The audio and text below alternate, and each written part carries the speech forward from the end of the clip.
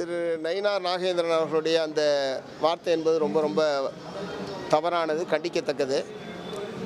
விஜய் பற்றி பேசுவதற்கு எவ்வளோ விஷயங்கள் இருக்கிறது. சம்பந்தமே இல்லாத அவர் இன்னொரு நபரை பற்றி இவரோடு இணைத்து, அதுவும் ஒரு பாரதிய ஜனதா கட்சியினுடைய மாநில தலைவர், சட்டமன்ற உறுப்பினர், ஒரு நீண்டகால அரசியல் பொது வாழ்வில் இருக்கக்கூடிய ஒருவர் இப்படிப்பட்ட கருத்துக்களை தெரிவித்தது என்பது வன்மையான கண்டனத்துக்குரியது.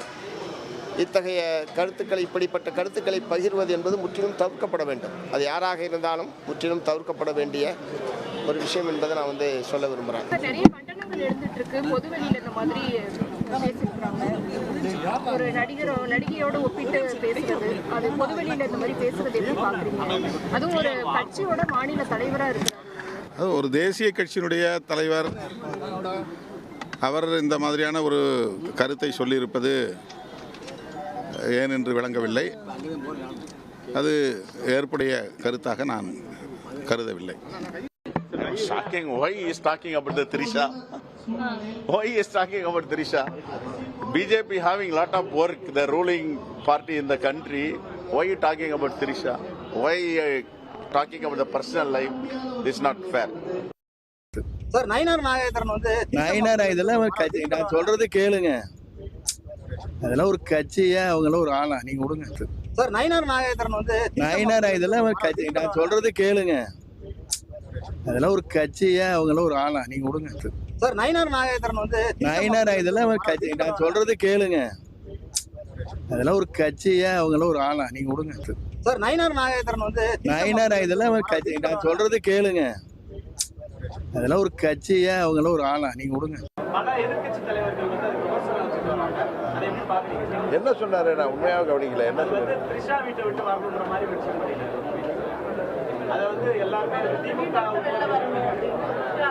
பொதுவா தனிப்பட்ட விமர்சனங்களை யாருமே தவிர்க்கணும். நண்பர் நயினார் நாகேந்திரன் பொதுவாக அது மாதிரி பேசக்கூடியவர் இல்லை. உண்மையாக நான் பார்க்கல. நான் நைட் ரொம்ப லேட்டாக வந்து சேர்ந்தேன். எழுந்த உடனே இங்கே கிளம்பி வந்துட்டேன். நான் 3 மணிக்கு தான் வந்து சேர்ந்தேன். பொதுவாக அது மாதிரி பேசக்கூடியவர் இல்லை, என்னன்னு தெரியல. அது மாதிரி யாருமே இது போன்ற தனிப்பட்ட விமர்சனங்களை தவிர்ப்பது தான் ஆரோக்கியமான அரசியலாக இருக்க முடியும். பாவம், அவர் அனுபவமே இல்லாதவர். முதல்ல வீட்டிலேருந்து வெளியே வரணும். திரிஷாவிட்டிருந்து முதல்ல வெளியே வந்தால் தான் முதல்ல எல்லாமே நடக்க முடியும். அதாவது குடும்பத்தோடு நல்ல உறவு வைக்கணும், நல்ல தலைவர்கள் வழி நடத்தின இயக்கத்தை நல்ல முறையில் சொல்லணும். முதல்ல இதில் இருந்து வெளிவரணும். முதல்ல பாவம், அவர் அனுபவம். திரு நயினார் நாகேந்திரன் அவர்கள் போன்ற ஒரு கேவலமான நபர்கள் இது மாதிரியான ஒரு கட்சியின் தலைமை பொறுப்பில் உட்கார்ந்து ஒரு பொது வழியில் ஒரு நாகரிகம் இல்லாமல் என்ன பேசுவது என்று தெரியாமல் பேசிக் கொண்டிருக்கிறார். அவர்கள் அனைவரும் ஜெயிக்க போவதில்லை. அவர்களை மக்கள் புறக்கணித்து விட்டார்கள். அவர்கள் எந்த இடத்திலும் ஒரு ஓட்டு கூட வாங்க போவதில்லை.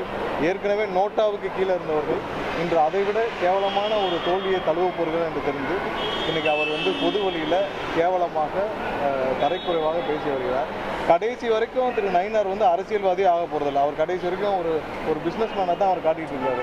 ஒன்று அவர் எல்லாரும் பண்ணையாருங்கிறாங்க, இல்லாட்டி அவர் அந்த ஊரில் ஹோட்டல் பிஸ்னஸ் பண்ணிட்டு இருக்கார். அவர் கடைசி வரைக்கும் அரசியல்வாதியாக முயற்சி செய்து கொண்டிருக்கும் ஒரு நபராகத்தான் அறியப்படுகிறார். அவருக்கு இதை தவிர அவர்கிட்ட நம்ம பெருசாக ஒன்றும் எதிர்பார்க்க முடியாது. அவருக்கு எந்தவித நோக்கமும் கிடையாது, ஒரு அரசியல் நோக்கமும் கிடையாது, ஒரு ஆட்சிக்கு ஏதாவது மக்களுக்கு செய்யணும்னு கிடையாது. மக்கள்கிட்ட கனெக்ட் இல்லாத ஒரு பர்சன் நயினார் நாகேந்திரன். அவரை போன்ற நபர்கள் இது மாதிரியான தரைக்குறைவான பேச்சுக்களை குறைத்துக் கொள்ள வேண்டும். இந்த தேர்தலில் அவர் கண்டிப்பாக படுதோல்வி அடைவார் என்பதில் எந்த மாற்றம். உடனுக்குடன் செய்திகளை தெரிந்து கொள்ள சன் நியூஸ் பெல் ஐகானை கிளிக் பண்ணுங்க.